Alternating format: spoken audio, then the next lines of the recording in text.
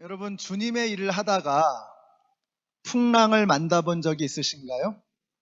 우리는 이제 그리스도인이 되면 어려운 일은 다 사라져 버리고 이제 꽃길만 걸으리라 이런 생각을 할지 모르지만 실은 그렇지 않습니다. 오히려 반대입니다. 여러분이 그리스도인이 된 것이 화가 나서 그때부터 마귀의 뒤끝이 시작됩니다. 당연하죠. 얘가 가만히 있었으면 지옥으로 갈 텐데 갑자기 예수를 믿고 천국 백성이 되는 겁니다. 그것도 모자라서 이제는 교회에서 봉사도 하고 다른 사람에게 예수님 믿으라고 전도도 하고 목장도 열심히 나가서 섬기고. 마귀가 가만히 있을 리가 없잖아요.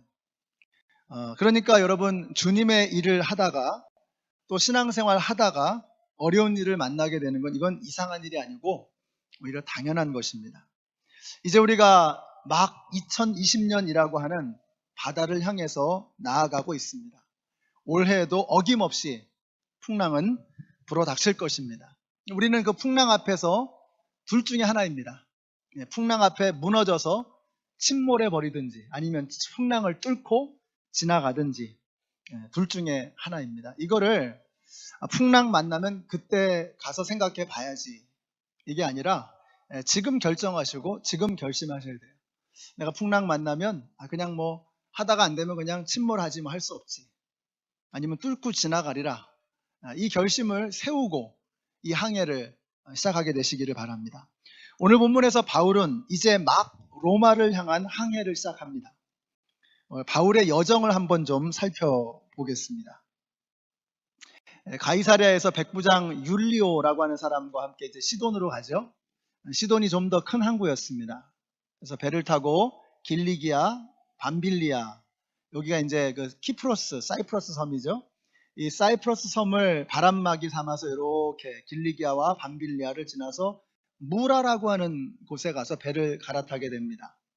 자, 이 무라에서 미항, 이 살모네요 사이로 이렇게 그레데 섬을 이렇게 사이에 끼고 바람막이를 해서 미항에 도착을 합니다. 이 미항은 beautiful harbor, 아름다운 항구.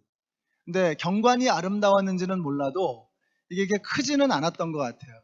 그래서 군인들이나 뱃사람들이 과동하려면, 겨울을 지나려면 이게 놀고 먹을 게 있어야 되잖아요. 애난데일 가서 맛있는 것도 먹고 이 뱃사람들이니까 술도 한잔하고 군인들이 막 이렇게 해포도 풀고. 근데 미항에는 그런 게 없었던 것 같아요.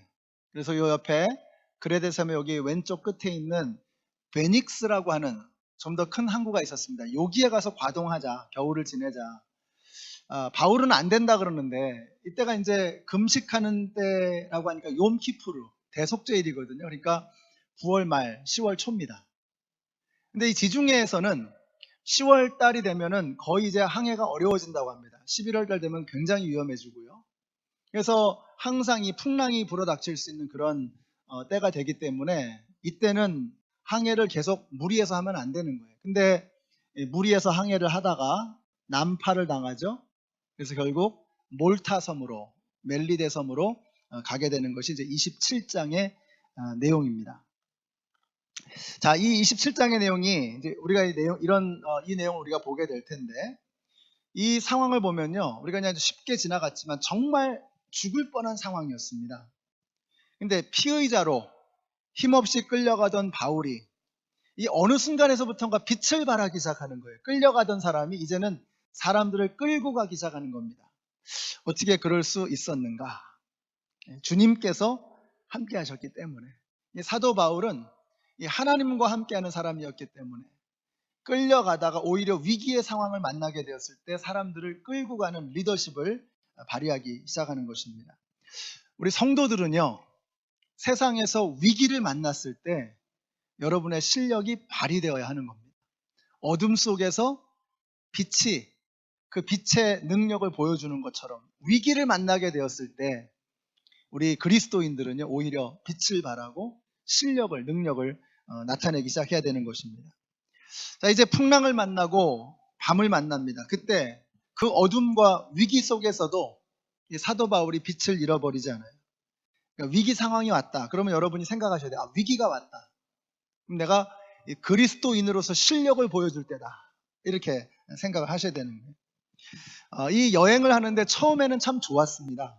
그래서 13절에 보시면 때마침 남풍이 순하게 불어오므로, 룰루랄라 걱정이 없는 이런 상태죠. 순풍에 돛을 달고서 이렇게 쭉 여행을 하는데, 근데 어떻게 돼요? 14절에 보니까 그런데 얼마 안 되어서 유라굴로라고 하는 폭풍이 몰아닥쳤다라고 했습니다. 이 폭풍이라고 하는 요 말은 옛날 번역에는 광풍이라고 번역했고, 영어 성경에 보시면 허리케인이라고 번역이 되어 있습니다. 미친 듯이 갑작스럽게 불어닥치는 엄청난 이 풍랑, 폭풍, 이것이 바울이 타고 가던 배를 쾅 때리는 것입니다. 우리도 그렇잖아요. 우리도 무슨 일을 할 때 처음에는 이렇게 잘 되는지도 모르겠어요. 그러나 조금 지나가다 보면 풍랑이 오죠. 허리케인이 불어닥치고 미친 듯이 몰아오는 강풍을 만나게 되는 것입니다. 우리가 2020년에 이런 마음을 갖잖아요.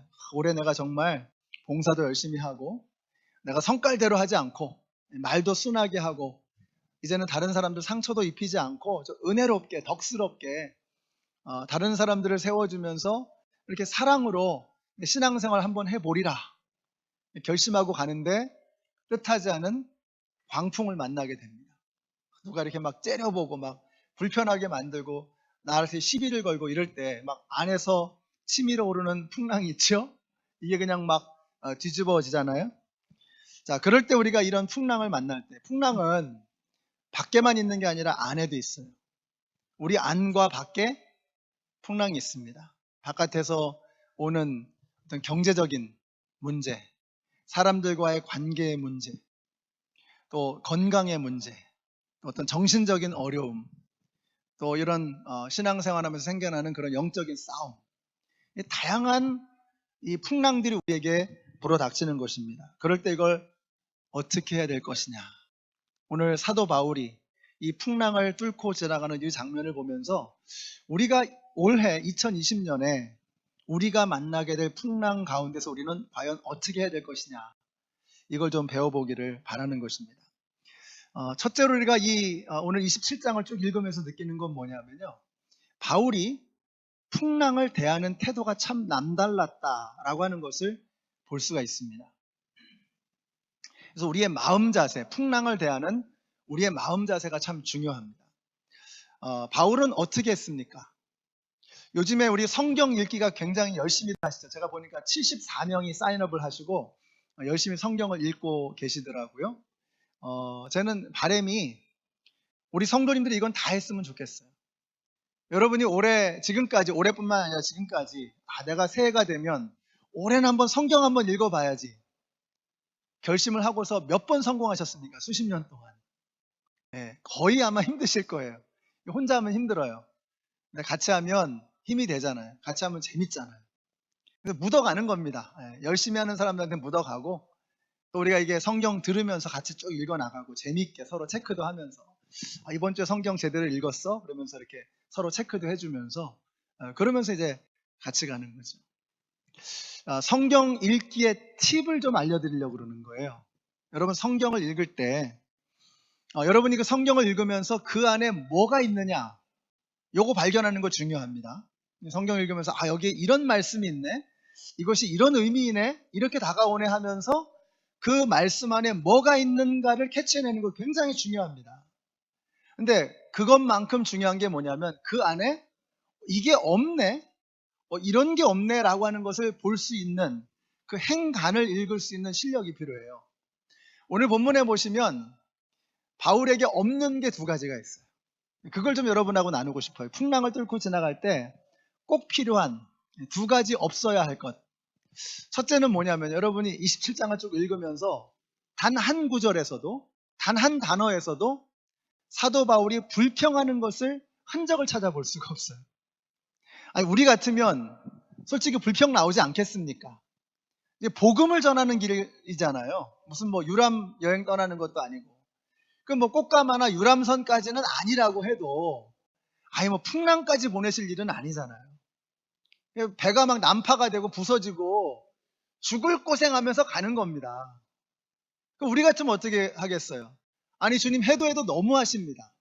제가 주님을 섬기려고 이렇게 결심하고 가는데, 바쁜 거 다 내려놓고 희생하면서 로마까지 가는데, 주님 어떻게 저에게 이러실 수 있습니까? 우리 그러잖아요. 교회에서 봉사하다가 또 누군가 어려운 사람 도와주다가 좀 어려운 일 만나면 당장 떠오르는 게 뭡니까? 뭐가 나오죠? 불평이 나오잖아요. 주님 어떻게 저한테 이러세요? 제가 열심히 봉사하려고 하는데, 열심히 신앙생활 하려고 하는데 왜 이러십니까? 하면서 불평부터 터져 나오잖아요. 바울은 그런 게 전혀 보이지 않아요. 사도행전 27장에 제가 놀라운 게 이거예요. 야, 어떻게 이런 상황에서도 네거티브한 부정적인 흔적 하나 나타나지 않고 불평의 한마디도 들리지가 않는 거예요.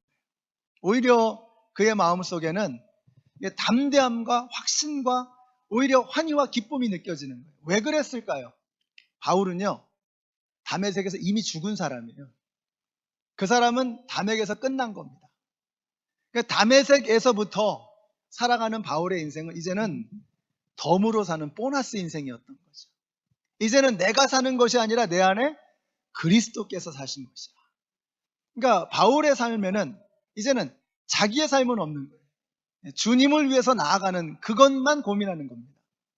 그러니까 이 풍랑을 만나서도 나 자신을 바라보면서 어떻게 저에게 이러실 수 있습니까? 이게 아니고 주님께서 주신 이 사명을 어떻게 이루어 가실 것이냐, 그 사명지를, 목적지를 향해 바라보고 가는 거예요. 우리가 풍랑을 만났을 때 내 자신을 바라보면서 저에게 왜 이러십니까? 왜 저는 이렇게만 되어야 합니까? 이게 아니라 목적지를 보는 거죠. 주님께서 나에게 주신 그 목적지를 향해 나가는 거예요. 저는 여러분들이 풍랑을 만났을 때에 여러분의 태도를 바꾸게 되시기를 바랍니다. 어차피 풍랑은 닥쳐오잖아요. 작년에도 그랬고 재작년에도 그랬고 풍랑은 계속해서 끊임없이 오는 거 아닙니까? 그렇다면 중요한 게 뭐예요? 우리의 인생을 바꿀 수 있는 중요한 그 방법이 뭐예요? 풍랑은 어차피 오니까 풍랑을 바라보는 내 관점을 바꾸는 거예요. 관점을. 사도 야고보가 이렇게 말합니다. 우리 야고보의 말 한번 들어볼까요? 야고보 1장 2절에서 이렇게 말해요. 나의 형제자매 여러분, 여러 가지 시험에 빠질 때에 그것을 더할 나위 없는 기쁨으로 생각하십시오. 시험을 만날 때 그것을 더할 나위 없는 기쁨으로 여기라는 거예요. Consider this pure joy, brothers. 이것을 pure joy, 순전한 기쁨으로 여기라는 거예요. 그러니까 내 안에서 막 기쁨이 샘솟는 건 아니겠죠. 풍랑이 닥쳐오는데 뭐 기쁨이 샘솟겠어요? 근데 태도가 중요하다는 거예요. 관점이 중요하다는 거예요. 풍랑은 와요. 문제는 터져요. 어려운 일은 생겨요. 근데 그것을 바라보는 관점, 그것을 pure joy로, 오히려 나에게 주시는 하나님의 선물로 받아들일 수 있는 관점을 갖자는 거예요. 이 관점을 장착하자는 거예요. 그러니까 우리가 이 2020년이라고 하는 이 풍랑 가득한 바다를 지나가면서 이거를 뚫고 지나갈 수 있는 비결이 뭐냐? 우리 무기가 있어야 되는데 이 영적인 관점을 장착하고 이 영적인 레이더를 장착하고 그리고 이 길을 걸어가야지만 우리가 풍랑을 뚫고 지나갈 수 있다는 겁니다. 이게 영적인 승리예요. 우리가 영적 전쟁하면 자꾸 이상한 생각을 해요. 영적 전쟁은 막 이렇게 무슨 만화 같고 황당하고 이런 거 생각합니다. 그런 게 아니에요. 여러분, 마귀가 우리를 공격하는 가장 치열한 격전지가 어디입니까? 여기잖아요, 여기. 여기잖아요, 여기. 여기서 싸움이 가장 심각하게 일어나는 거 아닙니까? 여기서 무너지면 끝나는 거잖아요. 여러분이 생각이 무너지고 감정이 무너지면 끝나잖아요. 다른 건 볼 것도 없잖아요. 생각이 잘못되면 그냥 뒤돌아서 버리는 거 아닙니까? 그러니까 마귀가 우리를 공격하는 가장 치열한 영적인 격전지가 여기라는 거예요. 여기라는 거예요. 그러니까 우리가 똑같은 풍랑을 만나게 되었을 때 그 풍랑을 어떻게 바라볼 것이냐. 시험은, 시련은, 어려움은, 풍랑은 끊임없이 파도처럼 나에게 밀려오는 거예요. 근데 그것을 바라보는 나의 관점이 달라진다면 그게 영적 전쟁에서의 승리라는 겁니다. 여러분, 마귀가 우리를 공격할 거 아닙니까? 어떻게 공격할까요? 미워하는 마음을 줍니다. 불평하는 마음을 갖게 해요. 원망하는 마음을 갖게 합니다. 그래서 막 부정적인 말을 막 하게 하고, 다른 사람을 정죄하고 판단하고 비판하고 비난하고. 근데 여러분이 누구를 미워하는 대신에 사랑해 버리기로 결심하는 거예요. 여러분이 누구를 저주하는 대신에 축복하기로 결심하는 거예요. 여러분이 부정적인 말을 쏟아놓는 대신에 축복하고 다른 사람을 격려하고 칭찬하는 말을 하기로 결심하는 거예요. 그럼 누가 도망갈까요? 누가 무장 해제됩니까? 마귀가 도망가요. 마귀가 무장 해제되는 거예요. 이게 놀라운 겁니다. 우리가 기뻐하면요, 감사하면요, 불평을 던져버리고 그 안에서 기쁨을 발견하면요, 마귀가 힘을 잃어버려요. 마귀의 공격 수단이 방법이 없는 거예요. 우리가 풍랑을 지나가면서 이 풍랑을 헤쳐나가는 비결이 뭐냐? 저는 이게 쉽다고 말하는 게 아닙니다. 관점을 바꾸고 생각을 바꾸는 게, 태도를 바꾸는 게 쉽다는 말씀이 아니에요. 풍랑을 지나가려면 할 수 없다는 거예요. 이 풍랑을 헤쳐나가는 방법은 다른 게 없다는 겁니다. 풍랑을 대하는 나의 태도부터 바꿔야 돼요. 풍랑이 올 때, 시련이 올 때 그것을 더할 나위 없는 기쁨으로 여겨버릴 수 있다면 우리는 풍랑을 뚫고 지나갈 수 있어요. 오늘 본문에 보면은 발견할 수 없는 게 뭐냐, 바울이 이게 불평을 안 하는 거예요. 하나님 탓, 원망을 안 하는 거예요. 같이 간 사람들에게 핑계를 대지 않는 거예요. 당신 때문에 그랬다고 하면서 끝까지 원망하지 않아요. 우리 연합장로교 성도님들이, 여러분들도 제가 예언 잘 안 하잖아요. 근데 올해 분명하게 예언할 수 있는 건 뭐냐면, 여러분 올해도 많은 풍랑을 만나게 될 겁니다. 제가 악담하는 게 아니에요. 우리는 풍랑을 만나게 돼 있습니다. 어차피 만나게 돼 있어요. 그 풍랑을 어떻게 대할 것이냐, 뚫고 지나가잔 말이죠. 어떻게 뚫고 지나갈 수 있느냐? 그 풍랑을 대하는 태도부터 바꾸는 거예요. 관점부터 바꾸는 거예요. 그것이 나를 삼키는, 그런 나를 무시무시하게 무너뜨리는 것이 아니라 이걸 통해서 하나님의 역사가 이루어질 수 있다는, 그래서 더할 나위 없는 기쁨으로 그것을 받아들일 수 있는 그런 마음이 장착되면 마귀는 더 이상 우리에게 공격할 힘이 없는 것입니다. 또 한 가지, 이 사도 바울에게 없는 게 뭐냐면요, 두려움이 없어요. 두려움이. 그 이유가 뭐냐? 사도 바울이 아는 거예요. 여러분, 뭘 아느냐? 사역자는 사명을 다할 때까지는 죽지 않는다. 이걸 바울이 알고 있는 거예요. 그래서 한번 따라해 보시겠어요? 사역자는 사명을 다할 때까지 죽지 않는다. 네, 아멘이십니까? 제 말이 아니고 22절을 보세요. 22절에 이렇게 말씀해요. 그러나 이제 나는 여러분에게 권합니다. 기운을 내십시오. 이 배만 이를 뿐 여러분 가운데 한 사람도 목숨을 잃지는 않을 것입니다. 바울이 이런 확신할 수 있는 이유가 뭐냐? 하나님께서 말씀해 주신 거예요. 그러니까 로마까지 가요. 황제 앞에 갈 것이다. 그러니까 바울에게 주신 사명은 로마입니다. 황제를 만나는 거예요. 그 전에는 죽지 않아요. 바울의 목적지는 바다 속이 아니라 로마였다고 하는 것을 그는 분명하게 알고 있었어요. 사명을 다할 때까지 사명자는 죽지 않습니다. 이걸 알면요, 두려울 게 없는 거예요. 두려울 게. 얼마 전에 말씀드렸잖아요. 우리가 마귀의 한계를 알면 두렵지 않다. 마귀의 한계가 뭡니까? 마귀의 한계, the valley of shadow of death라고 그랬죠. 사망의 그림자 골짜기다. 그러니까 마귀가 쥐고 있는 패는 죽음이 아니라 죽음의 그림자입니다. 이걸 전문 용어로 뻥카라고 하죠. 뻥카. 제가 좀 고상한 말을 생각해야 되는데 이게 더 이상 좋은 말이 떠오르질 않아요. 안 들고 있으면서 들고 있는 척. 뻥카. 마귀의 뻥카가 뭐냐? 죽음이 죽음. 여러분, 죽음과 생명은 마귀의 손에 있는 게 아닙니다. 이거 믿으세요. 죽음과 생명은 누구에게 있습니까? 하나님의 손에 있는 거예요. 그 죽음과 생명이라는 카드는 하나님의 손에 있는 것이지 마귀의 손에 있는 게 아니에요. 근데 우리가 여기에 속는 거예요. 이 마귀의 그림자 노름에 속는 거예요. 마귀의 손에는 저와 여러분을 해할 수 있는 권세와 능력 없어요. 뻥카에 속지 마세요. 뻥카에 속지 마세요. 우리의 몸과 영혼을 지옥불에 멸하실 수 있는 그분만 두려워하자라고 말씀드렸죠. 네, 그분만 두려워하시면 돼요. 그분이 진정한 멸망과 심판을 내리시는 분이니까. 바울이 이걸 알았어요. 그러니까 다른 사람들은 다 절망했잖아요. 그 바다에서 잔뼈가 굵은 이 선원들, 또 용맹무쌍한 군인들 모두가 두려워가지고 벌벌 떨고 다 도망치고 난리가 났는데 바울은 두려워하질 않네요. 두려워하질 않아요. 이유가 뭐예요? 사명자는 사명 다할 때까지는 죽지 않는다는 것을 안 거죠. 마귀의 뻥카에 속지 않는 거죠. 네, 여러분이 2020년 이 풍랑을 뚫고 지나가는 비결이 뭐냐? 뻥카에 속으면 안 돼요. 뻥카에 속으면. 하나님만 두려워하시고. 네, 마귀가 여러분을 마음을 짓누르고 두려움에 빠뜨리고 해도 거기에 속지 마세요.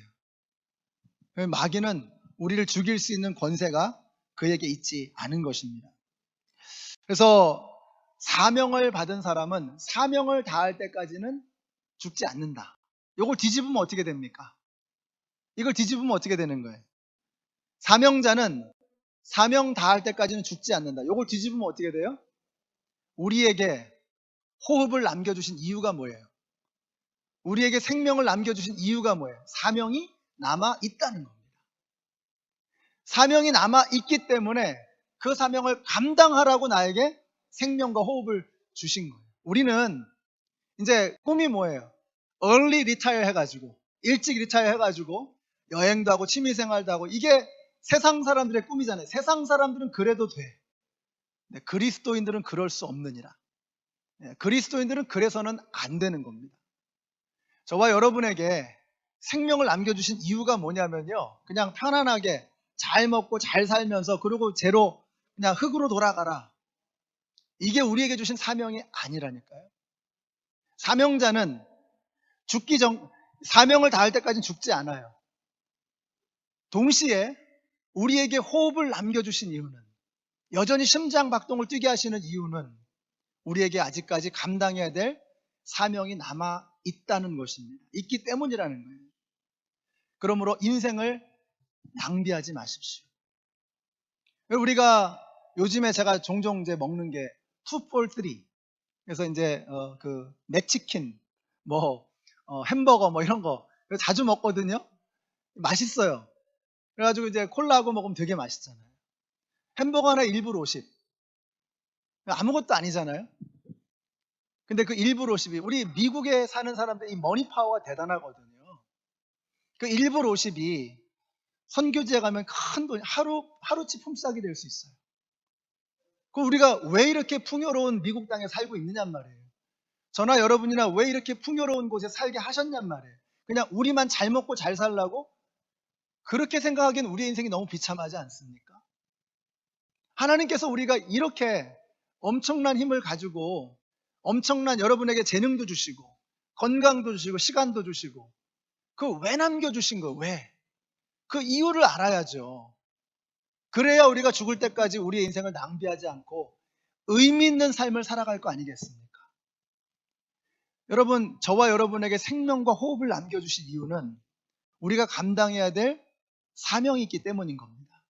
제가 생명의 삶을 할 때 생명의 삶이 이제 이렇게 구성이 되어 있어요. 앞부분에서는 어떻게 구원받느냐, 구원받는다는 게 뭐냐, 뒷부분에서는 구원받는 사람이 그럼 어떻게 살아가야 할 것이냐, 우리 구원받는 사람들이 어떻게 살아가야 할 것이냐를 공부하면서 은사를 공부합니다. 은사는 뭐냐면 툴이에요. 툴. 여러분이 나사 하나를 박으려고 해도 드라이버가 필요하잖아요. 요거 없으면 안 되잖아요. 하나님께서 우리에게 은사를 왜 주셨냐? 다양한 은사가 있죠. 많은 은사가 있습니다. 그거 왜 주신 거예요? 일하라고 주신 거예요. 일하라고, 섬기라고. 주님의 몸된 교회를 유익하게 하라고, 하나님의 나라를 그거 가지고 확장시켜 나가라고 우리에게 그 은사를 주신 거예요. 그래서 은사가 뭐냐 물어보면 잘 모르겠는데요. 사명이 뭐냐고 물어보면 그런 거 없는데요. 이게 shame입니다. shame. 부끄러워야 되는 거예요. 이거는 겸손한 게 아니고 교만한 거예요. 하나님께서 우리에게 은사 주셨는데 저는 그거 안 쓸 겁니다. 하나님께서 나에게 사명 주셨는데 저 그런 거 몰라요. 이거는 교만한 겁니다. 겸손한 게 아니에요. 우리 예수 믿는 사람들은요, 하나님께서 다 예외 없이 은사를 주셨어요. 뭐 크든 작든 많든 적든 대단한 거든 아니든 우리에게 다 뭘 주셨어요. 은사를 주셨어요. 그거 가지고 섬기라는 거예요. 섬기라는 거예요. 그거 왜 주신 거예요? 사명을 가지고, 우리에게 사명이 있기 때문에 그 은사를 가지고 섬기라는 것입니다. 저는 우리 연합장로교 성도님들이 여러분의 은사를 발견하게 되시기를 바랍니다. 아까 일부 예배 끝나고 한 형제님한테 이제 이 형제님 뭘 잘한다는 얘기를 들었어요. 한번 그런 얘기를 들었는데 한번 섬겨보지 않겠냐고. 목사님 기도해 보겠습니다. 진지하게. 여러분 은사 있잖아요. 여러분 잘하시는 거 있잖아요. 여러분이 좋아하는 거 있잖아요. 한번 해보세요. 그걸 하나님의 영광을 위해서 한번 사용해 보세요.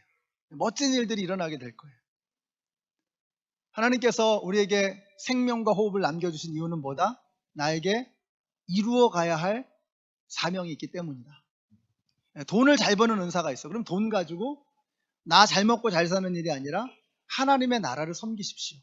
손재주가 있어요. 그거 가지고 우리 집만 고치는 게 아니라 주님의 몸 된 교회도 섬기고 말이죠. 수리하고 관리하는 거 도와주시고. 내가 컴퓨터 잘한다 그러면 나 혼자 컴퓨터 가지고 노는 일이 아니라 주님의 교회에서 필요한 것들을 내가 섬기고 말이죠. 음식을 잘한다. 주님의 교회에 와서 다른 사람들을 대접하는 일을 위해 사용하고 말이죠. 여러분에게 주신 그 은사를 멋지게 사용하셔서 여러분이 생명과 호흡이 남아있는 그날까지 그 은사를 가지고 하나님께서 맡겨주신 사명을 멋지게 감당해내시는 우리 모두가 되시기를 우리 예수님의 이름으로 축원합니다. 여기가 유나이티드 코리안 프레스바이테리안 세미터리 아니죠? 그죠? 여기가 유나이티드 코리안 프레스바이테리안 철치 맞습니까? 여러분, 세미터리는요, 거기 할 일이 없어요. 문제도 없고. 교회는 살아있는 호흡을 가지고 있는 심장 박동이 뛰는 사명자들이 모이는 곳입니다. 사명자들. 우리가 호흡이 멈추는 그날까지 일해야죠. 세미터리가 아니라 여기는 철치다. 여러분이 다 사명자, 한 분 한 분이 사명자세요. 여기 옆에 분들 지금 숨 멈추신 분 없죠? 계속 심장 뛰고 있죠? 다 살아 계시죠? 주무시는 분 말고 다 살아 계시죠? 세미터리가 아닙니다. 왜 심장을 뛰게 하셨나? 왜 지금 여전히 내 몸에서 피가 흐르고 있나? 그거 아셔야죠. 그 이유도 모르고 그냥 밥만 먹으면 안 되잖아요. 우리가 연합장로교 성도님들이 그 사명을 발견하시고, 그래서 사명을 내가 다 하는 그날까지 주님을 위해서 생명 바치며 살아가리라 결심하시는 저와 여러분이 되시기를 바랍니다. 오늘 말씀을 마치겠습니다.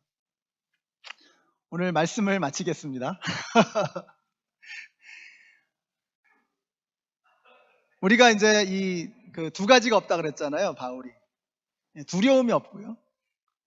그 다음에는 불평이 없었어요. 근데 살다 보면 이게 사실 됩니까? 불평도 생기고 두려움도 막 몰려오잖아요. 바울이라고 뭐 그러지 않았겠습니까?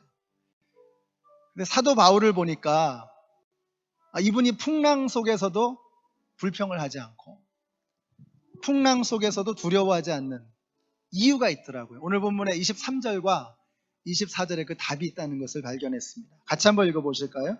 시작.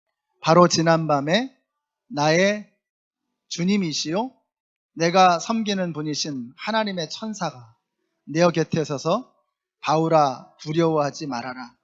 너는 반드시 황제 앞에 서야 한다. 보아라, 하나님께서는 너와 함께 타고 가는 모든 사람의 안전을 너에게 맡겨주셨다 하고 뭐예요? 말씀하셨습니다. 말씀하셨습니다. 저는 여기에 꽂히는 거예요. 맨 마지막 한 단어 말씀하셨습니다. 무슨 말입니까? 지금 바울의 상황 한번 생각해 보세요. 풍랑이 막 몰아닥치잖아요. 배가 막 흔들리잖아요. 침몰하잖아요. 지금 절체절명의 위기의 상황 속에서 지금 바깥에 막 사람들이 아우성치고 난리를 치는데 이 사람의 귀에는 하나님의 말씀이 들린 거예요. 사랑하는 성도 여러분, stay tuned. 하나님에게 연결되어 있어야 합니다. 주님과 교신을 멈추지 마세요. 성령님은 지금도 말씀하고 계세요. 성령님은 지금도 끊임없이 우리에게 말씀을 들려주고 계세요. 그 소리를 들으면 두려움이 없는 거예요. 사라지는 거예요. 그 소리가 들리면 불평은 사라지고 내 마음에 더할 나위 없는 기쁨이 솟아오르게 되는 것입니다. 비결은 여기에 있어요. Stay tuned. 성령님의 주파수에 여러분의 주파수를 맞추십시오. 조용한 정막 속에서만이 아니라, 분위기 좋은 예배당 안에서만이 아니라, 풍랑이 몰아닥치는 여러분의 생활 속에서, 내일부터 시작되는 하루하루의 삶 속에서, 폭풍 속에서 주님이 말씀하셨다. 그 음성을 듣게 되시기를 바라요. 그러면 2020년 송구 영신 예배 드릴 때 아이고 올해도 망했어 이게 아니라 눈물을 툭툭 흘리면서 도와줘서 고마워, 함께 해줘서 고마워, 우리가 해냈어, 서로 부둥켜 안고 폭풍과 풍랑을 지나서 은혜의 항구, 소망의 항구로 다다라 있는 우리 서로의 모습을 보게 될 줄로 믿습니다. 우리 주님께 딱 연결되십시다. 그래서 풍랑을 헤쳐나가시는 우리 모두가 되시기를 바랍니다. 우리 같이 한번 기도하겠습니다. 찬양 부르시면서 일어나셔서 찬양하시면서 감사를 생각하시면서 주님 이 풍랑을 뚫고 지나가게 해주시옵소서. 자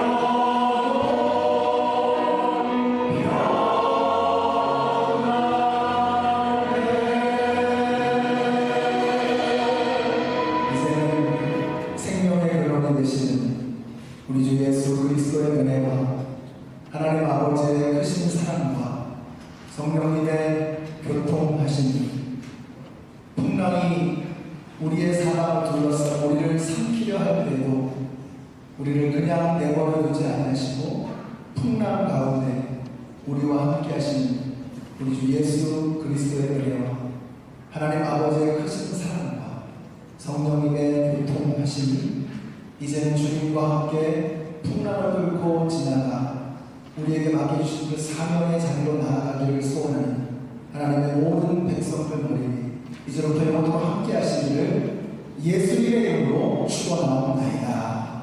아멘.